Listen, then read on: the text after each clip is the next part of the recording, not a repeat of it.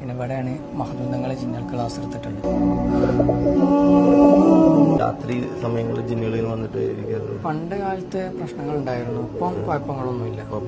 അത് കൂടാണ്ട് വേറെയും കുറെ ചരിത്രങ്ങൾ നമ്മൾ ഈ പള്ളിനെ കുറിച്ചിട്ട് കേട്ടിട്ടുണ്ട്. ഈ പള്ളിയിൽ എന്ന് വെച്ചാല് മഹദൂദങ്ങളെ കാൽപാദം ഉണ്ട്, നമ്മൾ നിൽക്കണ നേരെ താഴത്ത്.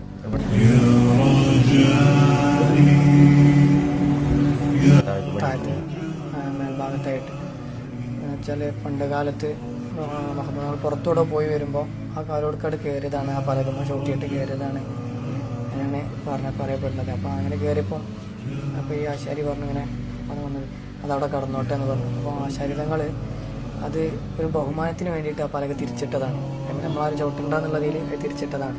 അപ്പം അങ്ങനെ വന്നു എന്നുള്ള സംശയം കാരണം മേൽഭാഗത്ത് എന്ന് വെച്ചാൽ ഏറ്റവും അടിയിൽ വളക്കുണ്ട്. പണ്ട് കാലത്തുള്ള ഉമർ ഖാദി റളിയല്ലാഹു പോലത്തെ വലിയ വലിയ മഹാന്മാരൊക്കെ അതിൻ്റെ ചുറ്റുവട്ടിരുന്നിട്ടാണ് പഠിച്ചിട്ടുള്ളത്. ഇന്നും കുറച്ച് വിദ്യാർത്ഥികൾ അതിന് ചുറ്റിരുന്നിട്ടാണ് മഗ്‌രിബിന് ശേഷമൊക്കെ അവിടെ ഇരുന്നിട്ടാണ് ഓതി പഠിക്കുന്നത്. നിങ്ങളും അതുപോലെ തന്നെ പഠിച്ചു വന്നത്. ഇതാരും കാണപ്പെടാതെ പോകുന്ന ഒരു കാര്യമാണ്. പഴയ ഒരു